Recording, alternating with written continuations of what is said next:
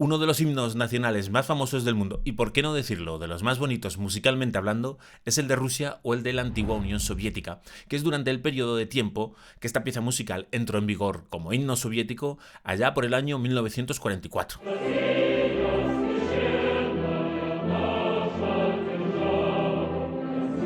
También es, desde el año 2000 hasta la actualidad, el himno de Rusia. Eso sí, los textos haciendo referencia a Lenin y el comunismo desaparecieron por completo. En la actualidad, la letra hace referencia a la grandeza de las tierras rusas, sus recursos naturales, sus gentes, etc. Esta pieza musical impresionante, que pone la piel de gallina a quien la escucha, independientemente de cualquier opinión política, eso sí os parece, lo dejamos por otro vídeo, tiene una historia tan ajetreada como el país al que pone música. Ni que decir tiene que hay que viajar al pasado para empezar a contar esta historia.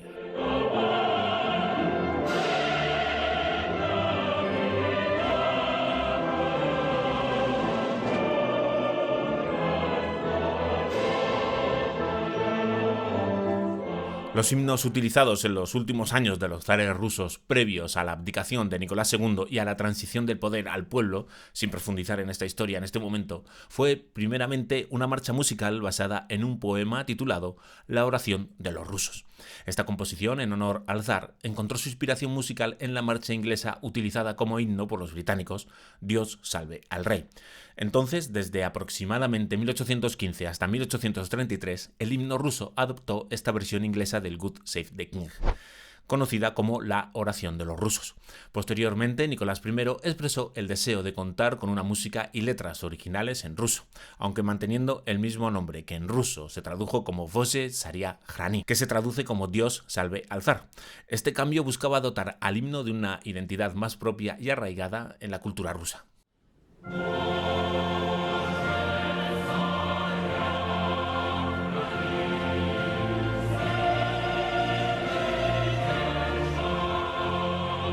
Como decía, el 2 de marzo del año 1917 Nicolás II abdicó. No fue derrocado por los revolucionarios como alguna gente cree. Pero eso sí, la familia real fue arrestada y retenida en varios lugares por miembros del ejército hasta que fueron brutalmente asesinados por parte de los revolucionarios en la casa Ipatiev. Pero hoy estamos hablando de música, no entremos en estos tristes y convulsos pasajes de la historia. El caso es que se formó un gobierno provisional con Alexander Kerenski a la cabeza y durante este periodo se utilizó el himno, ojo ahí, de la Marsellesa en su versión rusa. Aunque no llegó a ser oficial, se utilizaba solemnemente en lugar del Dios salve al zar, cuando había que utilizar un himno. Escuchad cómo suena.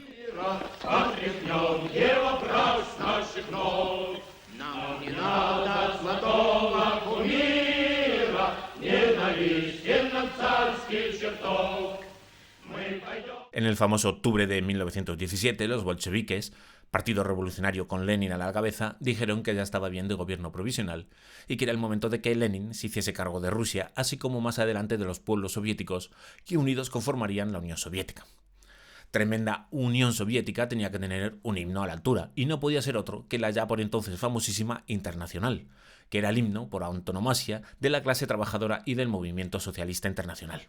La traducción al ruso la hizo Arkady Yakovlevich Koch y sonó tal que así como himno oficial soviético hasta 1944.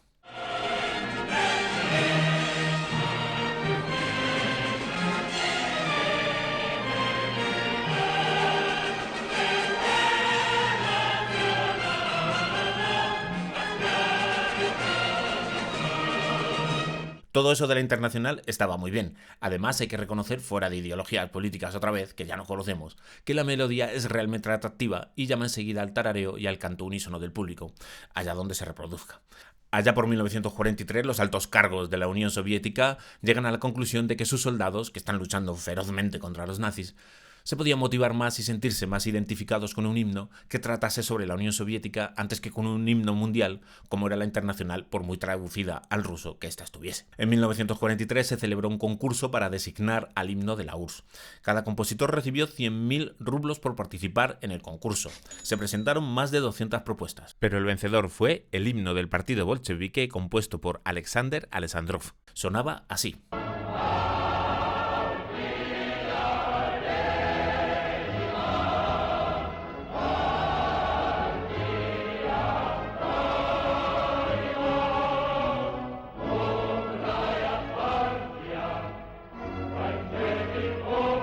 Este himno bolchevique ya era prácticamente igual al que después fue el himno de la Unión Soviética. Sin embargo, nació de un himno o coro llamado La Fiesta Bolchevique, el cual venía de la canción La vida se ha vuelto mejor, camaradas, basada en una frase de Stalin y que ya dejaba escuchar algunas similitudes evidentes con la que más tarde sería la melodía solemne que todos conocemos. Ambas piezas fueron compuestas por Alexander Alexandrov.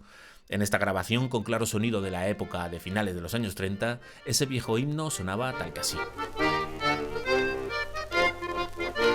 Звонки, как птицы, одна за другой, песни летят над советской страной. Весел напев городовых полей, жизнь стала лучше, жизнь стала веселей. Весел напев городовых полей, жизнь стала лучше, жизнь стала веселей. Alexandrov, ganador del concurso y encargado de realizar el nuevo himno patriótico, como buen músico y militar que era, otorgó a la pieza musical una solemnidad propia de un himno nacional. Hizo unas cuantas variaciones a la melodía original, ralentizó el tempo y le añadió instrumentos de orquesta para que fuese tremendamente épico. Para la apertura musical, Alexandrov, en sus primeras creaciones bolcheviques, también se inspiró en otro músico ruso, donde claramente se pueden escuchar esas primeras notas que todos conocemos y que nacieron en la cabeza de Vasily Kalinikov, para su pieza Epic Poem en 1982. Te pongo el preciso momento.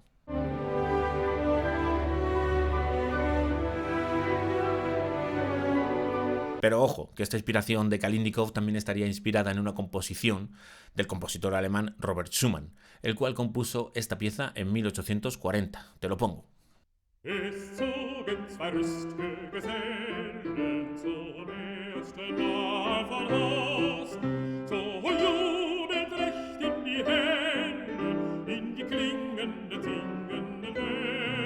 Resulta cuanto menos curioso que un alemán crease un pequeño atisbo de la melodía que más tarde se utilizaría para motivar a los soldados en la victoria de los rusos frente a los alemanes nazis. Pero vamos, la Unión Soviética ganó la guerra por muchísimas razones. En fin, seguimos. De todos modos, que los músicos se inspiren en otros colegas para crear sus obras es tan antiguo como la música misma. Desde luego, el mérito de la inmensidad sonora del himno, en este caso de Rusia y de la antigua Unión Soviética, es de Alexander Alexandrov. Sergei Mikhalkov le añadió una letra a la música en la que se nombraba a Stalin, al pueblo soviético, a Lenin, al comunismo, al trabajo, etc. Por lo que todos quedaron contentos. Sonaba así.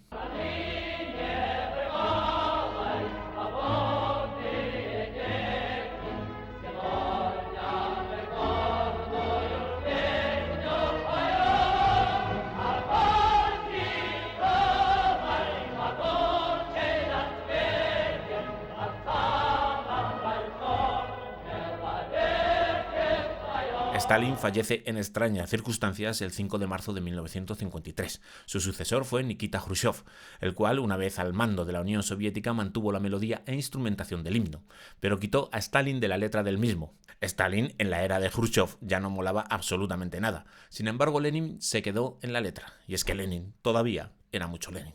Por lo menos hasta 1990, cuando cayó el comunismo y con él también el himno que ya prácticamente el mundo entero conocía. Recordemos que la Unión Soviética en deportes era tremendamente competitiva y el himno solía sonar en cada acto deportivo, por lo que no es de extrañar que el himno soviético calase en la memoria sonora de cualquier ciudadano en el mundo. El caso es que Boris Yeltsin dijo que el comunismo ya no estaba de moda y sus símbolos tampoco, por lo que fulminó ese viejo himno bolchevique y lo quitó de la escena sin titubear. Una nueva era comenzaba. Otro himno completamente distinto salió a la palestra, llamado concretamente la canción patriótica, pero la verdad no tenía el empuje y la fuerza del anterior. A pesar de todo, este himno se mantuvo durante 9 años en Rusia y sonaba tal que así.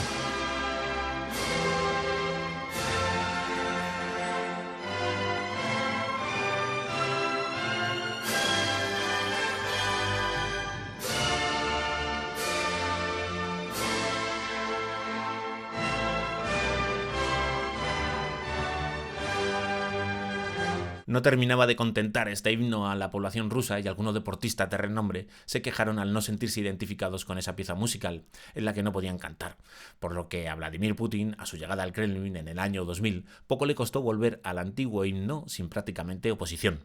Eso sí, ni siquiera Lenin pudo aguantar la revisión en el texto y su nombre desapareció para el que desde el año 2000 es el himno oficial de la República Rusa.